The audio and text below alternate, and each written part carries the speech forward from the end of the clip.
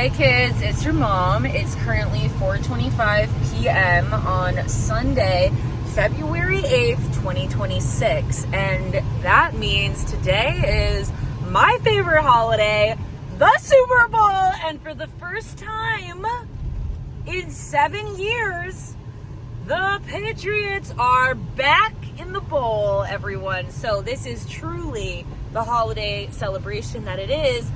But unfortunately for me, it's a sober Super Bowl. Now, you might be wondering, wait, but Mom, 7 years ago, you were still you were a senior in high school. You were sober for the Super Bowl. Yes, you're right. I was sober for the Super Bowl. What I was not sober for was the Patriots parade. And I need to preface that I was in high school. I wasn't drunk by any means, and I wasn't like obliterated, but it was the ability to feel like I could do that. Hi, camera. There's the camera right there. They like to say smile, you're on camera, so I like to wave to them. Anyways, it's the ability of being able to escape if I wanted to. I mean, I wasn't high because we split it between like 6 people. In so 2.3. And like we had some alcohol that day, but it wasn't that. I was with my friends. I was out at the Patriots parade. There was this level of independence. It was different. Now that I am in the state of life that I'm currently in, I'm trying to tackle this sober. This is incredibly hard because my entire refrigerator in the garage is completely full of alcohol. Some of it is beer, so I can't drink it anyways.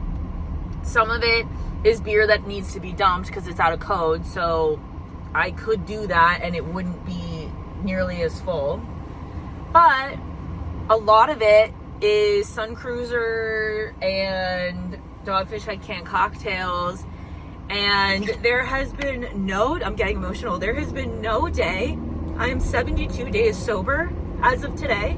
And there has been no day up until this point that I've wanted alcohol, that I've wanted to drink.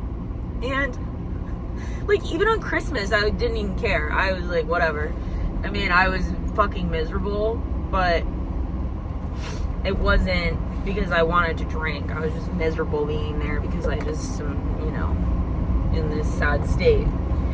But regardless, for whatever reason, like, I just want to be happy today. And I associate the celebration with just being able, I would just love to be able to enjoy a Sun Cruiser. And I would love to just like be able to have like a canned cocktail and like love it. But I know that in my brain, I can't have just one, because it isn't just one.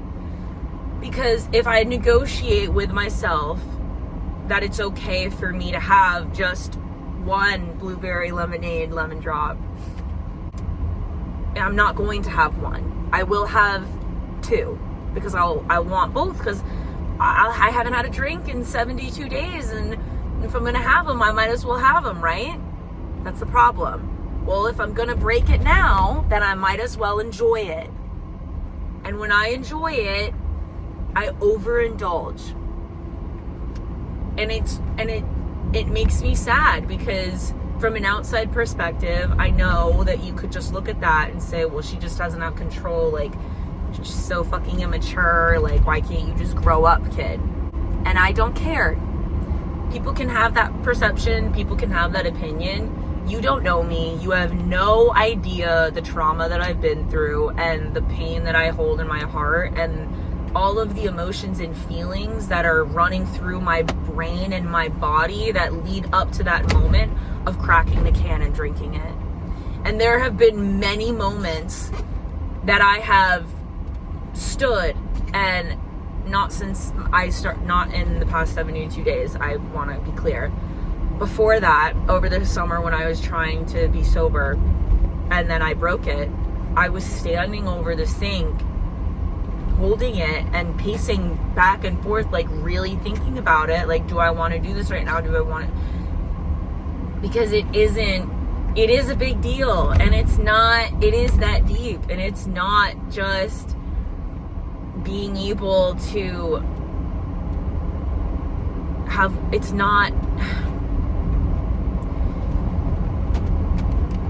it's emotional, and it's hard for me to let go of the luxury of being able to just enjoy a drink casually.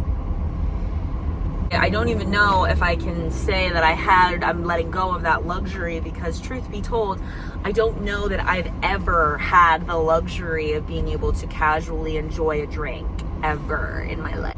That isn't a luxury I've ever known, and so I'm not really letting it go, and I have to let that go. I've been romanticizing my relationship with alcohol in my brain so that I can say, like, no, because it is so socially accepted, and it has been so much of my social life and identity for so long now. And I want to be clear, I'm not saying that just because I can't handle it, I don't think that you should.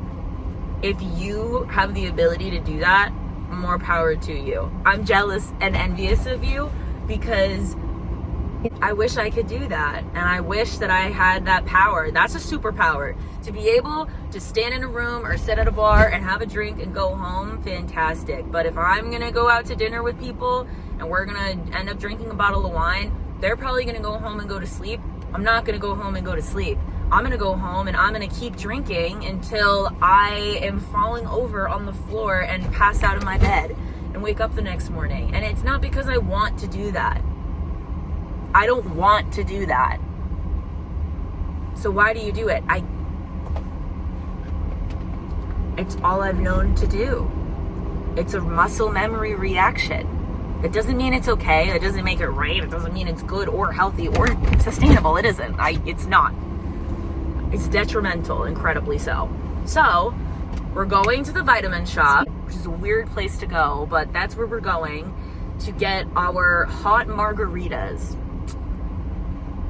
with adaptogens in them, because I love them so much. They're the only ones that I have found that I've truly been like, yeah, this makes me feel like I'm not giving up alcohol. And I love them. And I will be drinking them. Will I be drinking all of them? Hopefully not. But who knows? And if that's the case, that's a lot of sugar.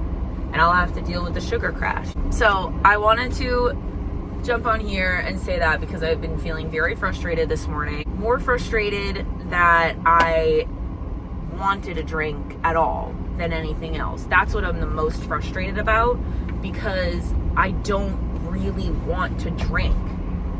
I don't want to give up sobriety. I don't want to give up the progress that I've made. And maybe that could be looked at as a really restrictive mindset, and like, what I just need to take back the control in my relationship with it. But alcohol is not something that needs to be in my life. And so it's not going to be. And I've made that decision. And so that's why we're not doing it. But it's still hard and it's still frustrating, because I can remember it wasn't that long ago. It's not that like it's that long ago that I was drinking. So I can still remember all the feelings and like the state that it puts me in. And I would love to just be able to be chill and clear my mind and be a happy-go-lucky gal and just sit there and enjoy the game. But I can't do that. And I'm not in a state where I'm healthy enough and happy enough to do that. And that also upsets me, but it's the reality of the situation. So I don't want to be aggressive. I don't want to be irritable. I don't want to be mean. But I don't have any kombucha left in the house. There are no poppies left for me. So there's literally nothing for me to drink. And I love Super Bowl food, but I'm gluten and dairy free now, and I'm not eating pork. And my dad made all of these delicious appetizers, and I'm excited to eat them. But he made jalapeno poppers, which he's never made before. But they're stuffed with cheese and covered in bacon. And the mushrooms that I'm really excited to eat also have cheese. So it's just like, and then he made little pigs in a blanket for everybody, which obviously I can't eat because there's gluten. But he's like, oh, I made you your own, they're wrapped in bacon. And I'm like, that's a lot of pork. And it's just, and it's like, yeah, I could eat those and I appreciate him doing that. But the point is, I'm trying to keep the promises to myself. I'm gluten and dairy free, and I'm too lenient with the dairy, and it affects me. It does affect me. The reason I cut it out is because it doesn't make me feel good. So having it sometimes still doesn't make me feel good, and it's hurting my progress. So I don't want to eat it, and that's a respect thing for myself. It feels disrespectful and rude and ungrateful to my dad because I do appreciate him doing those things, but like I'll eat the jalapeno poppers because no one else is going to eat those, and I know that, and like he never has made them before, and I'm sure he's excited to make them, and I said I would eat them, but I don't want them to be full of cheese. Like, that makes me upset. Like, that's going to make me upset to eat that. And I don't want to feel upset to eat that. And, like, it's just really frustrating. So that's why we're going to get the drinks today, because I just really feel like I need something to regulate me. And I feel like hopefully that's going to do it. I also love to get some kombucha, but I don't know where I don't really want to go to multiple places. I don't know that I'm gonna find any place else, so I may or may not get anything else, but I felt like it was very necessary for me to go and do this for myself, so that's why we're doing it. Sobriety is tough. It's a choice I'm proud to make. It's still hard, and it's hard to navigate, and this is my favorite holiday. It's tough. It is hard. But we're going to make it through, and we're going to go get our margaritas, and we'll be good. So I'm going to go and do that and continue to jam out. I also have really bad breath right now because I ate guacamole for breakfast. I should say this, I slept in until about I was downstairs in my room until like 3 o'clock. Because, I woke up this morning and everything, but I went to bed at like 4 in the morning. I am not sleeping well because I'm not going to go to bed, and so it really is affecting my sleep and my sleep schedule. Now that I'm going to be working next week, it'll be better, hopefully, because it has to be, but that's been the situation. So my breath is rancid right now. And I'm going to try to stay very, away from the Vitamin Shoppe people. So, okay. All right, I'm going to go. Bye. Love you guys. This is the main star of the show. The most important. So, yeah. And it's funny because you can tell they literally just, take them from the fridge. So, and then put them back in the spots because there was only one hot margarita left. So, yeah, I was pretty excited about that, to be honest. I'm not going to lie. I'm glad I got those. But yeah, also I've never been to the Vitamin Shoppe before, so I signed up for a rewards thing, and I will make it more of a habit to go now because I liked what they had there. So it's also good to branch out more and try different ones. There was another margarita one that had adaptogens in it that I thought about getting, but I was like, I literally just bought 8. So maybe you don't. And that's why I got this. But there were a lot in there. I'm excited to jump into trying this new world of drinks. I had the idea to make gluten-free, non-alcoholic beer, or I guess it would probably be kombucha, that has adaptogens in it, so that like mushrooms and stuff, so you can still feel a trip or a high in a way, but it's not drugs or poison. Do you know what I mean? So that's why I really like this. And lion's mane and ashwagandha is heavy in my diet and my day-to-day. But yeah, anyways, okay, that's all I had to say. All right, I'm gonna get back to the road and listening to music. Okay, bye.